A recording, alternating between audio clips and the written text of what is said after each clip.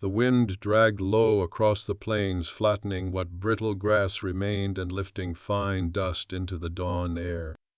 It blew against the boards of the cabin like a slow, steady knocking, no one at the door, just the cold reminding her it was there. From the window the sky looked choked with ash. Snow had not fallen, but the light was pale and the ground dry. December on the Nebraska frontier was cruel that way, too warm for mercy, too cold for hope. Margaret's hands trembled against the handle of the water bucket as she forced the door open. Her knuckles were cracked and red. She hadn't cried when William died, but her hands had bled almost every day since. The pump stood 20 paces from the house, and even that felt too far. The earth there was rutted and uneven. Her left boot had split, and every step in the frostbitten dirt stung her heel like broken glass. The bucket thudded beneath the spout. She pumped once, twice. The handle groaned. No water came. She didn't swear. She didn't shout. She only stood there a moment, the iron cold of the pump leaching into her fingers, her jaw tight, her breath visible. She looked out across the fields, or what was left of them. Once they had held wheat. In the summer the heads would sway like golden heads in prayer. Now it was all stripped bare. The wind touched nothing and carried everything. Behind her, the door creaked again. "Ma," her daughter's voice, quiet, afraid to be loud. "Ma, can I have the blanket? Anna's got fever." Margaret turned slowly. Ruth was standing just inside the threshold, barefoot, thin as thread, her hair tangled like a bird's nest, her dress far too short at the wrists now. Behind her on the cot, Anna moaned softly, her skin flushed and slick. The blanket. Only one that was thick enough. Margaret swallowed hard and nodded. "Yes." "Put it over her chest. Tuck it round." Ruth nodded and turned back inside, disappearing into the dim room. Margaret stood there another minute, then another, long enough for the cold to slice through the cotton of her dress. She looked back at the pump and gave it one more pump. Still dry. The ground had frozen underneath. The well was shallow. William had meant to dig deeper, but that was back when he still got out of bed.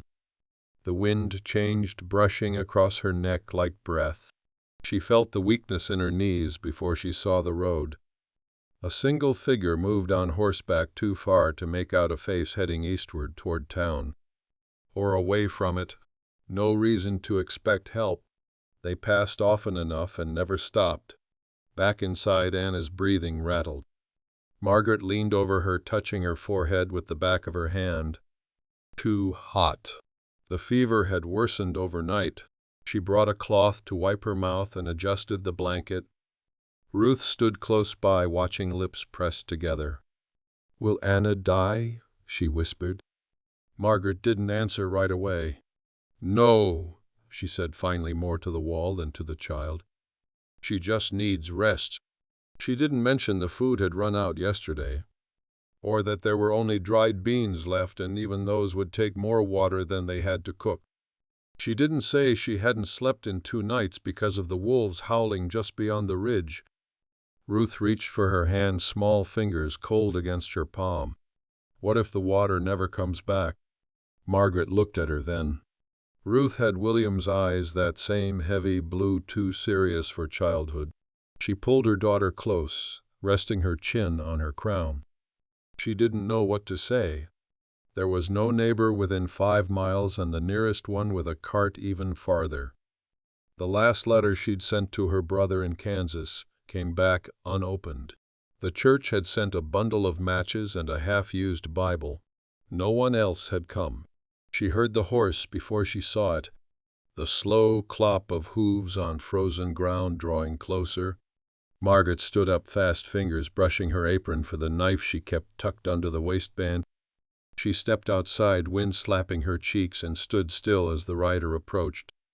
He was a man taller than most, broad-shouldered, dark coat wrapped around him like a burial shroud. His horse looked nearly as worn as she was. The man raised a gloved hand in greeting. "Ma'am," he said, voice calm, almost hesitant. Name's Elias Tully.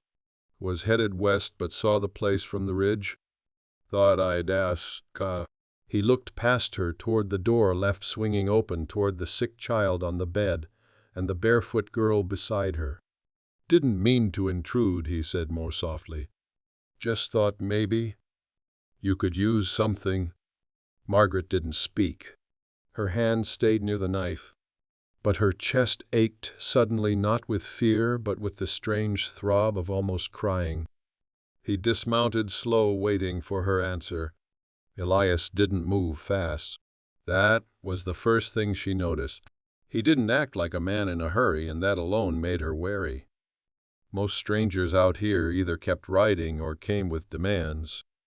He only adjusted the reins, gave a low whistle to the horse, and waited. Margaret nodded, once the motion barely a tilt of her chin. You can come in. Just don't expect coffee. He gave a small smile, one corner of his mouth, not the whole thing, and stepped toward the cabin with the kind of quiet respect that didn't try to make itself known. His boots were dust-caked, his coat worn to the stitching, but the rifle slung over his shoulder was clean oiled and wrapped in leather against the cold. A man who carried trouble or had met it. Inside, the air was warmer but full of sickness and ash. The stove smoked a little. One log left. Anna lay beneath the blanket, her breath coming shallow and fast. Ruth watched Elias with a stare that didn't blink. This your girl? He asked softly, nodding toward Anna. She's burning up, Margaret said. Got vinegar? She shook her head. Eggs? She gave him a look that said more than no.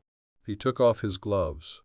His hands were rough, a bit swollen at the knuckles, but gentle when he crouched by Anna's side.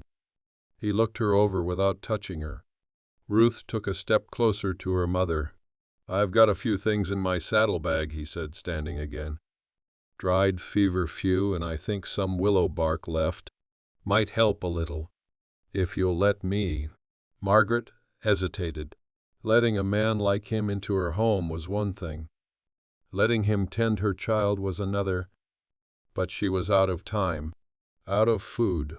Out of everything. Bring it in. He nodded once and left without another word. She didn't speak while he was gone. Ruth leaned into her side and she rested a hand on her daughter's back, steady and slow. When Elias returned, he carried a canvas roll tucked under one arm and a dented tin box in the other. He knelt by the stove, unpacking with a quiet sort of care. Willow bark crushed fine.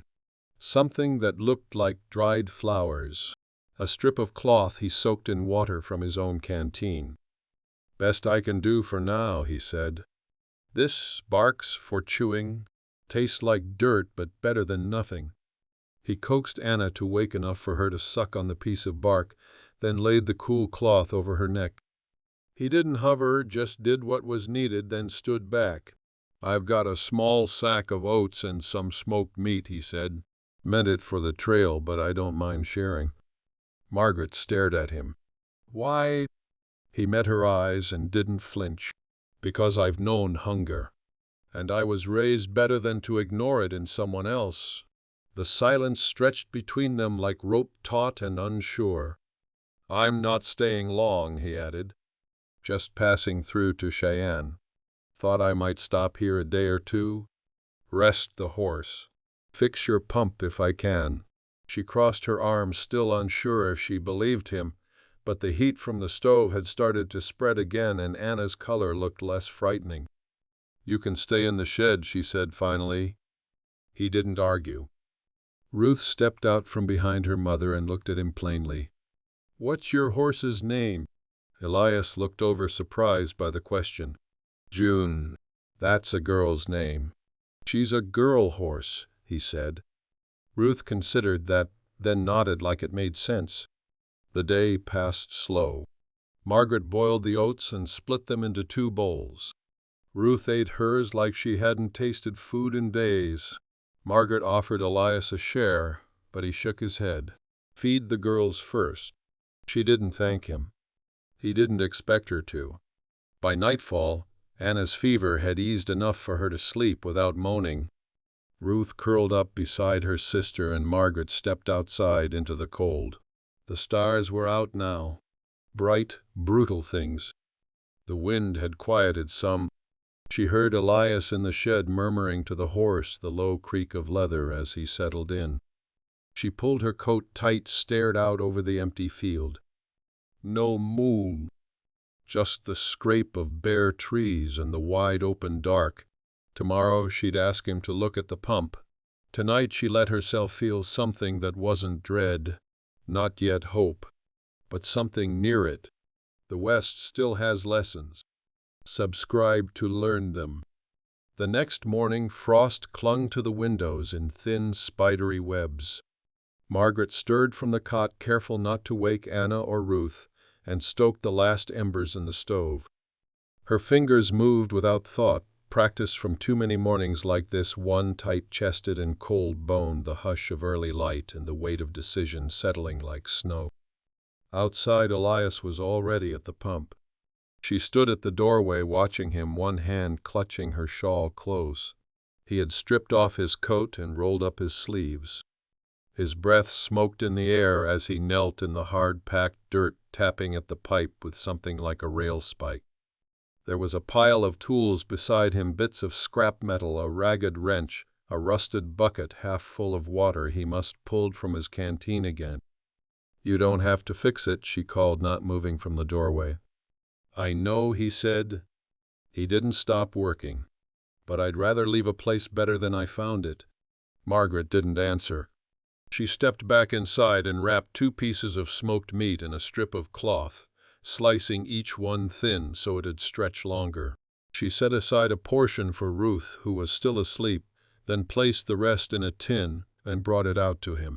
He paused when she held it out, looked at her, then took it with a quiet nod. "Thanks," he said. She sat down on the steps. "You always fix things that don't belong to you." "When they're broken," he said, wiping sweat from his brow with the back of his hand.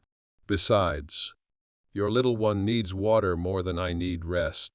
Margaret looked toward the ridge where the sun was starting to rise behind pale clouds. "What were you before this?" "Before what?" "Before riding west. Before helping strangers." He leaned back on his heels and stretched his back, his joints popping faintly. "Soldier.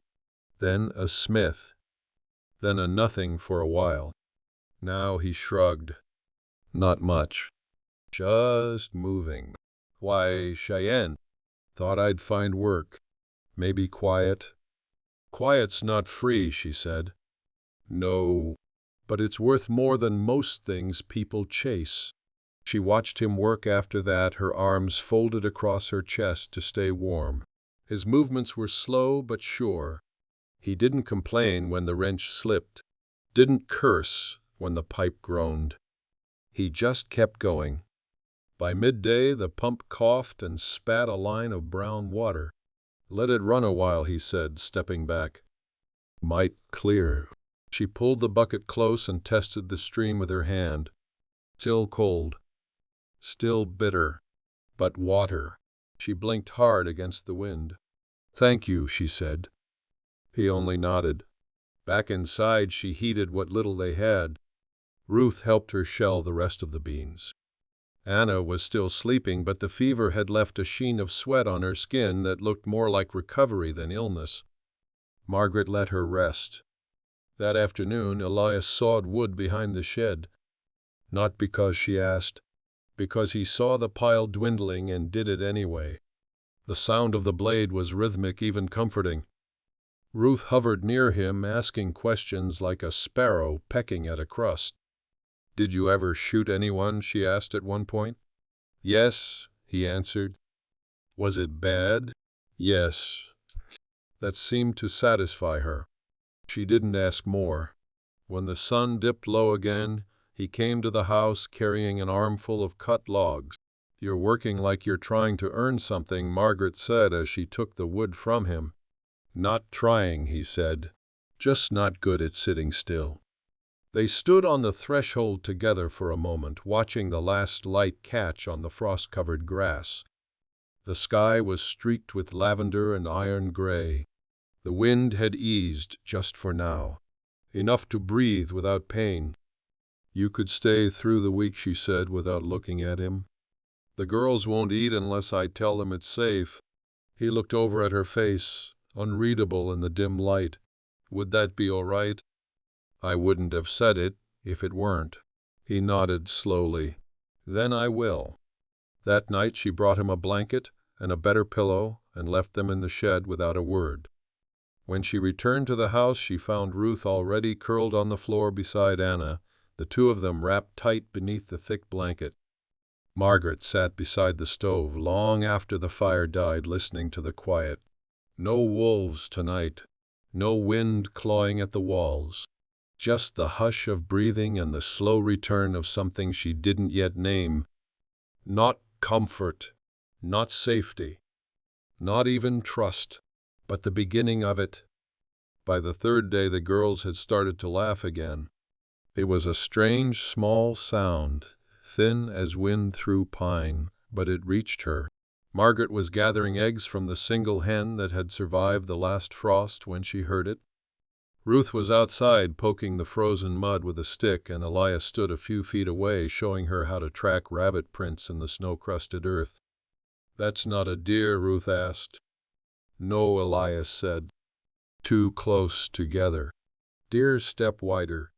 This one hops." "What about wolves?" He paused. "Wolves don't leave tracks this neat. They travel in packs. You'd see the mess." Ruth nodded solemnly as if she'd always known it. "I could be a tracker." Elias looked at her, then up toward the house where Margaret watched through the window. "You could," he said. She didn't step outside, didn't interrupt, just listened. The egg in her hand was warm from the nest, a rare thing in winter, and she held it carefully like something precious. Inside, Anna stirred. Her cheeks had lost their sickly red. Her voice, though hoarse, had returned enough to ask for food that wasn't broth. Margaret fed her slowly, letting her rest between bites. She kept touching her daughter's forehead as if afraid the fever might return the moment she stopped. "You feel better today?" she asked. Anna nodded. "Good. You scared me." The girl looked up at her. "That man, he's not mean." "No. Is he your friend?" Margaret's breath caught just for a second. "I don't know." That afternoon, Elias repaired the fence along the eastern side of the pasture. One post had rotted clean through, and the others leaned like old men ready to fall. He worked without being asked, sleeves rolled shirt damp at the back. Ruth stayed near him again, asking endless questions. Margaret found herself watching from the porch more often than not. She didn't offer to help, didn't tell him to stop. She just watched the way he moved, calm, deliberate, always focused on the task. There was something about it that made her stomach ache in a way that wasn't quite hunger. After supper, oats again, this time with the last shavings of dried apple he'd brought. He handed her a folded scrap of paper. "Found it in the shed," he said. "Looks like it belonged to your husband." She unfolded it. It was William's handwriting, no doubt about it.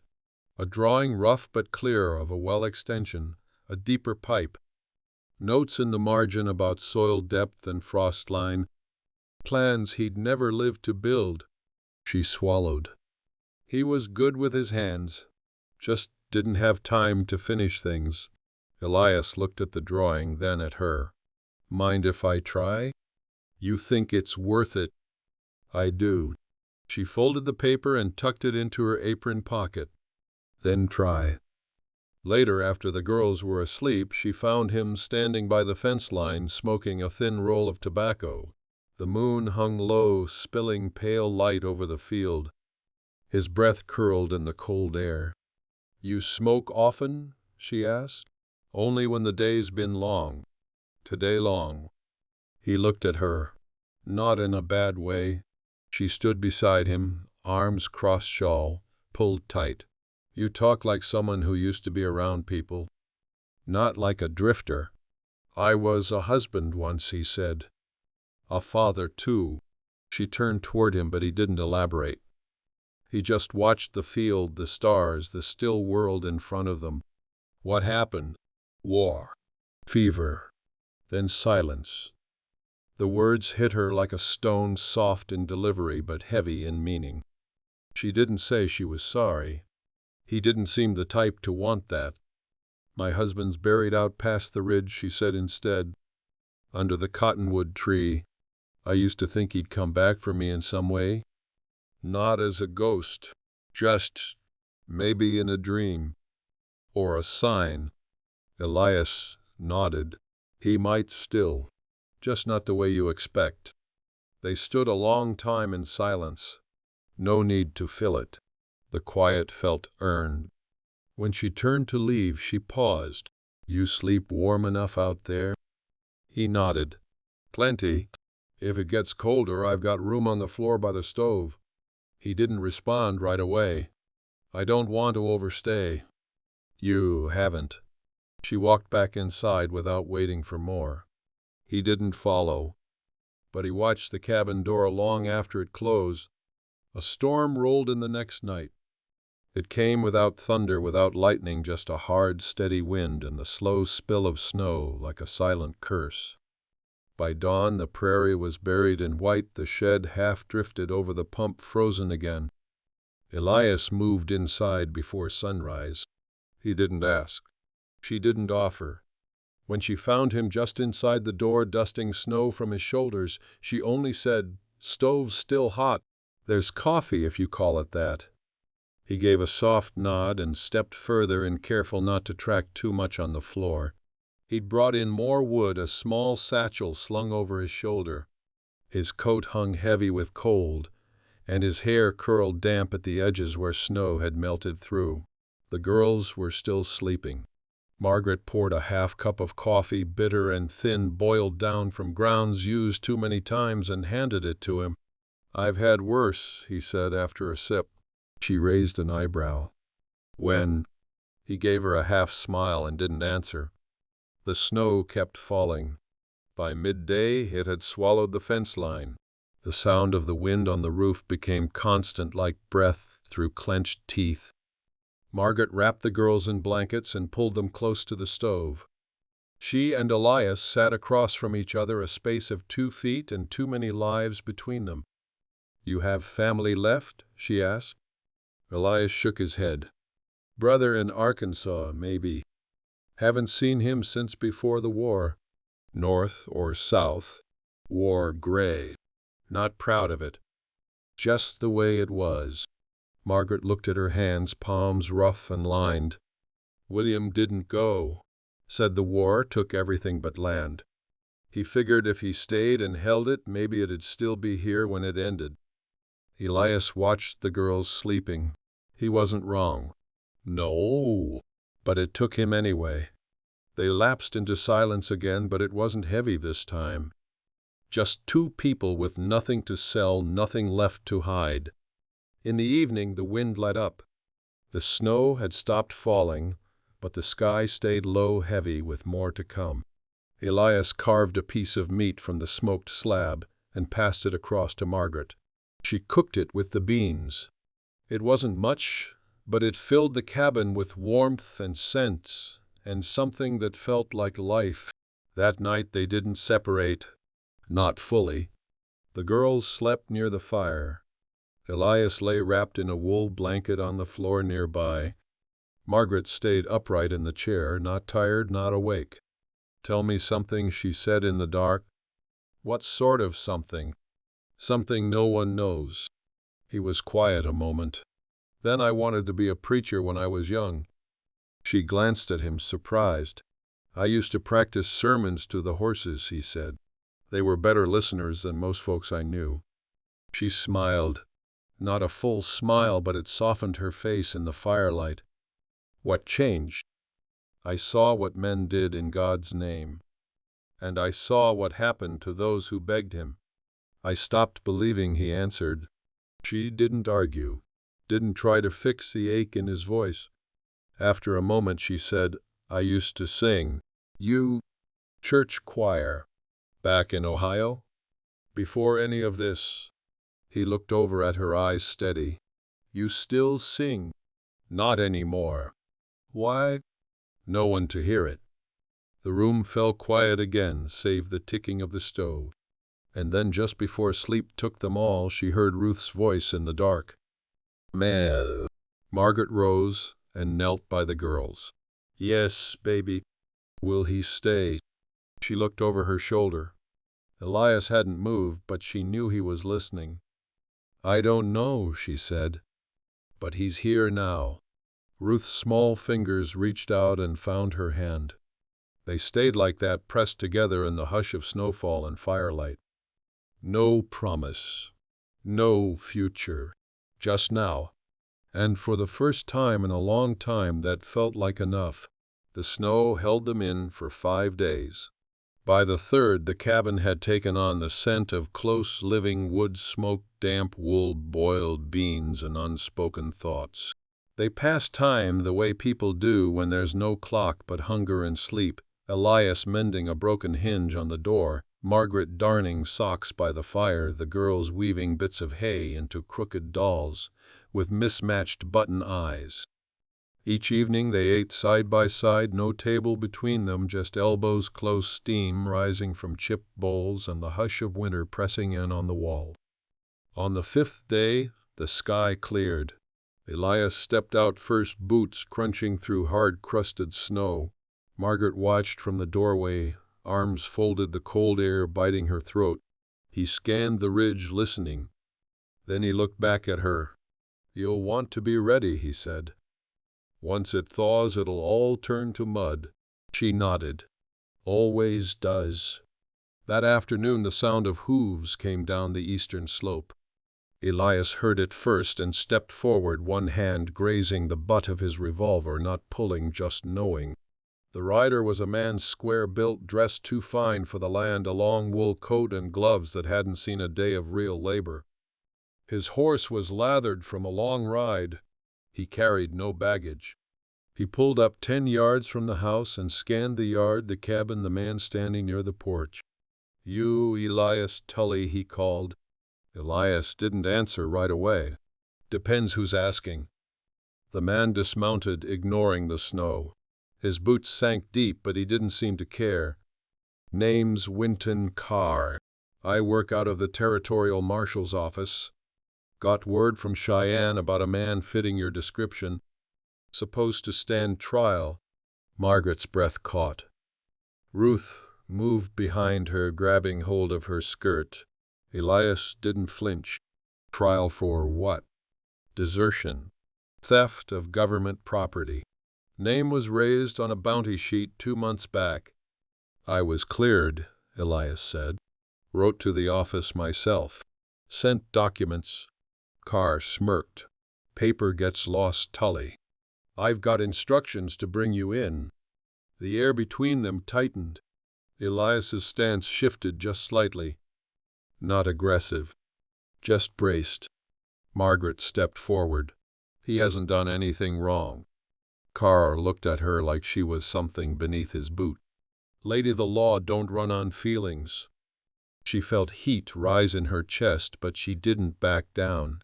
"He's done more good in 5 days than most men do in a year. He saved my daughter's life. Fixed our pump. Kept us fed." Carr turned to Elias. "You coming quiet?" Elias met Margaret's eyes. For a moment she saw something flicker there, not fear. Regret. "If I run," he said, voice low, "they'll come harder." Margaret said nothing. Her fists clenched. Ruth stood behind her, watching, too quiet for a child. Elias stepped forward, pulling his coat on slow. "I'll go, but I'll be back if I can." Carr cuffed him without a fight. The metal clicked hard, cruel against the cold. As he mounted, Elias turned his head toward Margaret. "I meant it," he said. Then they were gone, snow flying beneath the hooves. The girls cried that night. Margaret didn't. She sat by the fire, the paper with William's well plans clenched in her hand. She didn't sleep, just watched the fire burn low, then out. At dawn, she walked out to the pump and drew a bucket of water clear and cold and steady. The next morning, she hitched the wagon. There were still repairs to be made, mouths to feed, a homestead to hold. But Cheyenne was only 6 days' ride, and the law didn't know her name. The road south was half-frozen mud, the kind that sucked at the wheels and snapped at the reins. Margaret drove with her jaw set and her eyes narrowed against the wind. She'd left the girls with old Mrs. Calder a few miles down, promising she'd return before the week turned. Ruth hadn't cried this time. She'd only said bring him back like it was a chore to be done between meals. Margaret didn't answer then. She hadn't been sure she could. Now, with each mile stretched behind her, she began to believe she might. She rode hard through frozen gulches and cottonwood stands, stripped bare by winter. By the third night, she camped beneath a half-rotted barn, wrapped in her coat shotgun across her knees. The stars above were clear, cold, unsympathetic. She watched them for a long time and thought of nothing. Cheyenne rose from the plains on the 6th day like a city half-built, half-forgotten. Smoke curled from chimneys. The train yard echoed with metal groans. Signs flapped in the wind. People walked fast or not at all, eyes down, shoulders braced. No one looked at her twice. She tied the mule behind the stable and made her way toward the jailhouse. The building was squat and square, with iron bars on the windows, and a bell hung outside like some cruel joke. Inside it smelled of tobacco and spit and winter sweat. A man behind the desk looked up as she entered. "I'm here for Elias Tully," she said. The man narrowed his eyes. "Family?" "No," she said. "Not by blood." "Then you've no business here." She stepped forward, voice steady. "I'm not here to visit. I'm here to speak on his behalf." That got a pause. The man leaned back in his chair, sizing her up. "He's set to stand trial tomorrow. Marshal Carr already filed the report." "I know what Carr filed," she said. "I also know that man didn't come out here chasing justice. He came to make a name." The man grunted. "You, lawyer?" "I'm a widow," she said. "And I've buried a man who fought for this country, same as Elias. I know the shape of grief. And I know when someone's trying to right a wrong." The room went still. The deputy stared at her for a long while, then slowly stood. "You've got 5 minutes." They brought Elias in, still cuffed. His beard was longer, his eyes rimmed with sleeplessness. But when he saw her, something in his shoulders dropped, like tension remembered and then forgotten. "You rode all the way here," he said. She nodded. "I told the girls I'd bring you back." He sat across from her, chained to the floor. "They won't listen. Carr's got it locked tight. You wrote them. You sent the proof. The papers exist. They won't care." She leaned in. "Then we make them care." His eyes searched hers, looking for something. Fear, maybe, or doubt. He didn't find it. After a long pause, he said, "There's a witness in Laramie. Man named Cole. He served with me. Saw what happened, saw that I didn't steal a damn thing, that I walked away because I was left with no choice. Then I'll go to Laramie. It's a 2-day ride. I've done worse." He stared at her like he couldn't decide whether to argue or thank her. "I'm not doing this because I owe you," she said. "I'm doing it because good men are hard to find. And I don't leave the few that are to rot in a cell." He gave a quiet laugh, something tired and grateful. "You always this stubborn." She stood. "Only when I believe in something." The next morning she rode out again, heading west, the cold biting harder than before. Her hands blistered on the reins. Her back screamed. But she kept going, 1 mile at a time. She found the witness outside Laramie, working the forge behind a saloon. A scar ran down his cheek like a drawn line, and his hands were black with soot. "Elias Tully," he said when she asked. Yeah. I knew him. He didn't steal. He stayed behind when the rest of us ran. You'll swear that in court." The man shrugged. "Ain't been asked to yet." "Well," she said, handing him a folded letter with the marshal's seal, "now you are." They rode back together, two travelers against the wind. She didn't sleep much on the way. Didn't speak much either. But by the time they reached Cheyenne, the sky had started to clear, and she was ready to fight. The courthouse smelled like sawdust and damp wool. The benches were packed with men who looked like they'd come for spectacle, not justice, railhands, merchants, cowboys with boots crusted in trail dust. They watched Margaret when she entered, eyes curious, a few smirking like they already knew how this story would end. Elias sat at the defendant's table in a clean shirt someone had loaned him. His wrists were unchained, but his posture still bore the weight of iron. He didn't look at the crowd. Only her. The judge was a thick man with tired eyes. He rapped the gavel once, not to silence the room, just to mark the start. "State v. Elias Tully," he said. "Charged with desertion, theft of federal property, and failure to comply with transport orders. Proceedings begin now." Carr sat at the prosecutor's table, smug in his polished boot. He leaned forward like he was already tasting victory. Margaret took her seat behind Elias, her hands folded tight in her lap. The first hour was all paper. Reports. Testimony read aloud. Carr laid out a neat, harsh picture: a soldier who'd turned tail, taken supplies, vanished across the territory with no intention of answering for it. The room nodded along. Then the judge looked to Elias. "You have anyone to speak for you, Mr. Tully?" Elias turned slightly toward Margaret. "She does." Whispers rose around them, but the judge raised a hand. "State your name." "Margaret Hale," she said, standing. "Widow. Homesteader. Cheyenne District. You understand what you're doing?" "I do." She stepped forward. Her voice didn't shake. "I've known Elias Tully a short while. He came to my homestead during the storm 2 weeks ago. My youngest had fever. The well was dry. I had nothing to offer. He stayed anyway." Carr rolled his eyes.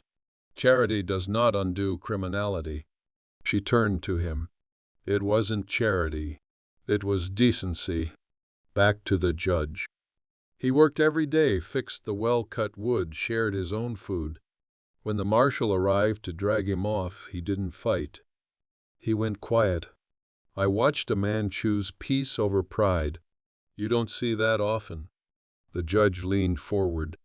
"Do you have corroboration witness?" "I do." She turned, and Cole stepped forward from the back of the courtroom. He was a tall shadow of a man, face carved by wind and ash. He spoke slow, plain. "I served with Tully. Camped near Abilene, winter of '88. Command fell apart. Rations stolen by the captain himself, who ran south with the payroll. Tully stayed back to cover evac. I saw him take nothing. I saw him bury 3 of our dead. I saw him walk away after saving more men than the army ever counted." Carr stood. "Why wait till now?" Cole looked at him. No one asked. The judge sat back, staring long at Elias. The room had quieted. No more smirks. No more boots tapping. "You deserted, Mr. Tully." "I stayed when the rest ran," Elias said. "That's all." "And the theft?" "No theft. Only truth no one wanted printed." The judge exhaled. "So noted." He called a recess. Told them he'd rule by morning. That night Margaret sat with Elias behind the jailhouse. The guard let her in after seeing the way she looked at him, like she wouldn't take no, and like maybe he shouldn't want her to. "You didn't have to come," Elias said, staring out at the empty street. "I did. You still got a homestead to run. It's waiting, but not without you." He turned to her. "You sure?" She nodded. "I've had years of silence. I know what I want now." He looked down, hands resting on his knees. "If they clear me," he said, "what then?" "You come back," she said. "We build something." "Not much. Just enough." Outside the night stretched quiet. No wind. No smoke. For the first time in weeks, the air felt still, not like waiting, but like arriving. The ruling came just after sunrise. The judge called it plain without flourish. The charges dropped, the record cleared. Said it like it was simple, as if it hadn't hung over Elias's head for 5 years. He read the verdict and banged his gavel once, and that was it. People filtered out of the room like they'd missed the ending they came for. No fight, no blood. Just justice, quiet and clean. Elias stood as if he wasn't sure he was allowed to. Margaret met his eyes across the room and gave a single nod. Not a smile, something steadier. He walked out a free man. They left Cheyenne together before noon. The wagon creaked beneath them, the mule plodding forward, hooves muffled by old snow. No one said much at first. The road stretched wide, familiar, and the sky above them opened soft and gray. Midway through the second day, Margaret spoke. "You scared?" He glanced at her. "Of what? What?" "Coming back." Elias looked toward the horizon. "I've lived a long time with no place to return to. Feels strange thinking I might now." "You do." They stopped that night by the cottonwood grove near the ridge. The wind had calmed. The world was quiet in that particular way the plains get before spring, a stillness that holds its breath. Elias built the fire. Margaret laid out what food they had left. Dried beans, cornmeal, biscuits, a strip of smoked rabbit from the trap he'd checked that morning. He handed her a tin cup half full of boiled coffee. "I ever tell you about the first time I held my boy?" he asked. She shook her head. He was small, loud, kicked like a mule. Elias smiled faintly. "I remember thinking, I'm gonna break him. I'm gonna do something wrong and ruin it." "You didn't." "No," he said. "He just didn't last." The fire cracked. Margaret didn't speak, just reached over, placed her hand on his. They sat like that until the stars came out, and even then they didn't let go. By the time the homestead came into view, the snow had begun to melt. Patches of earth peeked through, brown and brittle but alive. The pump still stood upright. Smoke drifted from the chimney, and on the porch stood 2 small figures, arms waving. Ruth barreled down the steps first, Anna trailing behind her. Margaret stepped down from the wagon and opened her arms, bracing herself as both girls crashed into her like weather. "You're back," Ruth cried. Margaret held them tight. "I told you I would." Ruth looked up at Elias, wary at first.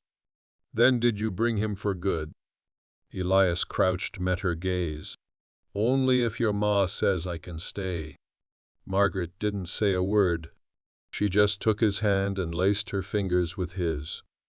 The girls dragged him inside, showed him the fixed stove, the new dolls made from leftover cloth, the dent in the floor where Anna had dropped the coffee tin 3 days back. Later that night, when the girls were asleep and the fire burned low, Elias stepped out to the porch. Margaret followed. The stars were out again, sharp and silver. The wind smelled of wet bark and thaw. Elias reached into his coat and pulled something from the inner pocket. A ring, plain brass, slightly bent at the band. "Was my wife's," he said. "Kept it all these years." Margaret stared at it. "I'm not asking," he said quietly. "Not now. Just offering. If someday you want to take it." She looked up at him, her eyes lined but steady. "I don't need a ring to know what you mean," she said. "But I'll keep it. For the right time." They stood there together, not speaking, not planning, just breathing the same air. Behind them the cabin glowed warm. Ahead the thaw was coming. They would plant in the spring, build a deeper well, raise girls into women, share meals. Bury old ghosts. Not easy, but theirs. And that was enough.